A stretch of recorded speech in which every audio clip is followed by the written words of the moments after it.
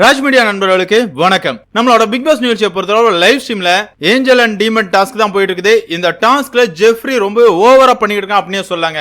ஆமாங்க, இவனை பொறுத்தளவு நான் ரொம்பவே நல்லவன் அப்படிங்கிற மாதிரி நடிச்சுக்கிட்டு இருந்தான். விஜய் சேதுபதியுமே இந்த ஜெஃப்ரிக்கு பல இடங்கள்ல சொம்பு தூக்குனாரு. இவன் போன வாரம் பண்ணது கேவலத்தின் உச்சகட்டம். ராணுவ மூஞ்சில ஒரு குத்தெல்லாம் கொடுத்துட்டு தான் வந்தான். அப்படி இருக்கும்போது இவ்வளவு பெரிய வயலன்ஸ் பண்ணவனுக்கு ஒரு எல்லோ கார்டும் கொடுக்கல, ஒரு வார்னிங்கும் கொடுக்கல.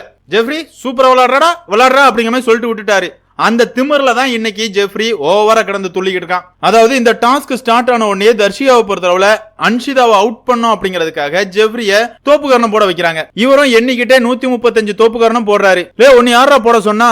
இப்ப பெரிய டேஷ் மாதிரி பேசிட்டு இருக்கல, நான் ஏஞ்சல்லாம் கிடையாது, எனக்கு நீங்க மாத்தி கொடுத்துட்டீங்க, நான் ஒரு டெபிள் அப்படிங்கறத நீ ஓப்பனா சொல்றல்ல, அந்த டெபிள் அப்பமே வெளியே வந்திருக்கலாமே. என்னால பண்ண முடியாதுமா, வேணா ஹார்ட் எடுத்துக்க, நான் ஏஞ்சல்லாம் கிடையாது, நான் டெபிள் தான் அப்படிங்கறத நீ அந்த இடத்துல பதிவு பண்ணிருக்கணும். அதை விட்டுட்டு நான் ரொம்பவே நல்லவன், டாஸ்க சூப்பரா பண்ணுவேன் அப்படிங்கிற மாதிரி அந்த இடம்லாம் கரெக்டா பண்ணிட்டு முத்துக்குமரன் வந்தா மட்டும் உனக்கு இலக்காரம். முத்துக்குமரனை மட்டும் எப்பவுமே அசிங்கப்படுத்துறது, கேவலமா பேசுறது, இது மட்டும் தான் உன்னோட வேலை. நேத்து கூட சௌந்தர்யா விரட்டிட்டு போனாங்க. முத்துக்குமரன் கார்டன் ஏரியால விழுந்திருப்பாரு. அந்த நேரம் பக்கத்துல இருந்த ஜெஃப்ரி, நீ சிரிக்கதானப்பா செஞ்ச, பாத்து போங்க அப்படிங்கிற ஒரு வார்த்தையை சொன்ன. அதுவும் நீ கேப்டனா இருந்ததுனால மட்டும்தான். மத்தபடி கோவா கேங்ல இருந்த எல்லாருமே சிரிச்சுக்கிட்டு தானே இருந்தீங்க.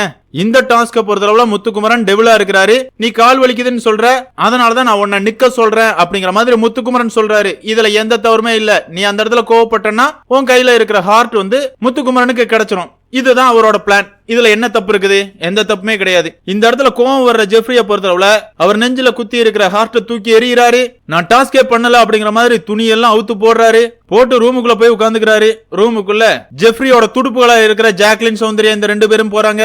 அந்த இடத்துல கிடந்து துள்ளுன்னு துள்ளிட்டு இருக்கான். எப்ப நான்லாம் ஏஞ்சலே கிடையாது, நான்லாம் டெவில் தான், நீங்க எதுக்காக எனக்கு ஏஞ்சலை கொடுத்தீங்க? என்னால முடியாது, எனக்கு கோவம் வந்தா நான் கத்துவேன், நான் இப்படிதான், யாருக்காக நான் போலியா இருக்க மாட்டேன் அப்படிங்கிற மாதிரி தாம் தூம்னி கத்துறான். இல்ல விளக்கண்ண, இததானே நாங்க சொல்றோம், நீ போலியா இருக்கிற, நீ இவ்வளவு நாள் நீ போலியா தான்டா நடிச்சுக்கிட்டு இருந்த. ஒரு டாஸ்க்ல சவுண்ட் போட்டிருக்க, மீதி எந்த இடத்துலயாவது நீ வாய் திறந்திருக்கியா? இதுவரையா வாய் திறந்தது கிடையாது. என்ன மத்தவங்க கூட நின்னுக்கிட்டு முத்துக்குமரனை கலாய்க்கிறது மட்டும்தான் உன்னோட வேலை. இந்த இடத்துலயும் மனசு கேட்காம முத்துக்குமரன் என்னப்பா எதுக்கு ஃபீல் பண்ற அப்படிங்கிற கேட்கறதுக்கு வர்றாரு. இவனை பொறுத்தவரை நீங்க எல்லாம் எதுக்கு இங்க வந்தீங்க, நான் தான் டாஸ்க்ல இருந்து வெளியே வந்துட்டோம்ல அப்படிங்கிற மாதிரி பேசுறான். அந்த இடத்துல ஜாக்லின் முத்துக்கிட்ட தேவையில்லாம கோவப்படுறாங்க. முத்துக்குமரன் இப்ப நார்மலா பேசுறதுக்கு தான் நான் வந்தேன், எதுக்காக ஜாக்லின் நீங்க ஏன் மேல கோவப்படுறீங்க அப்படிமே கேக்குறாரு. அதுக்கும் ஜாக்லினை பொறுத்தளவுல கிண்டல் பண்ற மாதிரி, மார்க் பண்ற மாதிரி ஒரு மாதிரி ரியாக்ஷன் பண்றாங்க.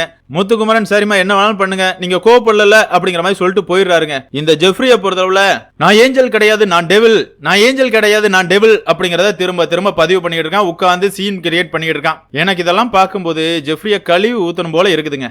ஆமாங்க, எனக்கும் கால் வலிக்கும்ல, எனக்கும் கால் இருக்குது இல்ல, நானும் மனுஷன் தானே அப்படிங்கிற மாதிரி இப்ப அழுது சீன் கிரியேட் பண்றான். நீ சீன் கிரியேட் பண்றதெல்லாம் ஓகேப்பா, நீ டெவில் அப்படிங்கறத நீயே ஒத்துக்கிற. அப்ப இந்த டாஸ்க் எதுக்காக இவ்வளவு நேரம் விளையாண்ட? இவ்வளவு நேரம் எதுக்காக போலியா இருந்த? என்னால என்னோட உணர்வுகளை கட்டுப்படுத்த முடியாது, இந்தாங்கப்பா என்னோட ஹார்ட் எடுத்துக்கங்க அப்படிங்கிற மாதிரி முதல்ல டாஸ்க்ல இருந்து வெளியே வந்திருக்க வேண்டியதானே. விளையாடுற வரைக்கும் விளையாட வேண்டியது, தோத்ததுக்கு அப்புறமா அழுது சீன் கிரியேட் பண்ண வேண்டியது. இதுதான்டா உங்க கோவா கேங்கோட பழக்கமே. ஜாக்லினும் இதே தான் பண்ணுவாங்க. ஒரு டாஸ்க்ல தோத்ததுக்கு அப்புறமா டாஸ்கை இப்படியா விளையாடணும், எல்லாரும் சேர்ந்து என்னைய கொடுமைப்படுத்துறாங்க அப்படிங்கிற மாதிரி ஒரு அழுகுனி ஆட்டத்தை ஆடுவாங்க.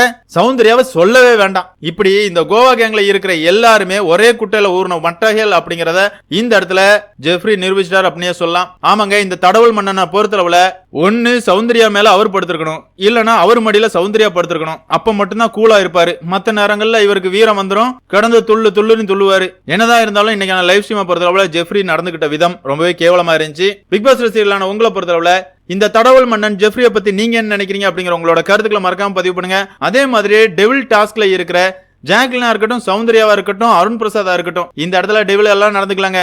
ஏஞ்சலா ஜெஃப்ரியை கேர் பண்ணிட்டு இருக்காங்க. இவங்களை பத்தின உங்களோட கருத்துக்களையும் மறக்காம கமெண்ட்ல மென்ஷன் பண்ணுங்க. இந்த வீடியோ உங்களுக்கு பிடிச்சிருந்தா லைக் பண்ணுங்க, ஷேர் பண்ணுங்க, மறக்காம சேனலை சப்ஸ்கிரைப் பண்ணுங்க. Thank you friends.